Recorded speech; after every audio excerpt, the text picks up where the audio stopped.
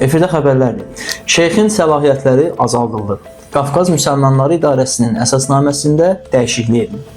Azərbaycan Yəhudi mediası xəbər verir ki, bununla bağlı Qafqaz Müsəlmanları İdarəsinin sədri Şeyxülislam Allahşükür Paşazadə Qazılar Şurasının keçirdiyi geniş iclasında bildirib. O qeyd edib ki, dəyişikliklər dini ibadət yerlərinə din xadimlərinin təyin olunması səlahiyyətlərinin dini qurumlarla iş üzrə Dövlət Komitəsinə verilməsi ilə əlaqədardır. İndiyənə kimi bu səlahiyyət Qafqaz Müsəlmanları İdarəsinə aid idi. Sizinlə mən Şahin Seyidov, Azərbaycan Yəhudi mediası. Unutmayın ki, xəbərdar olmaq sizin hüququnuzdur.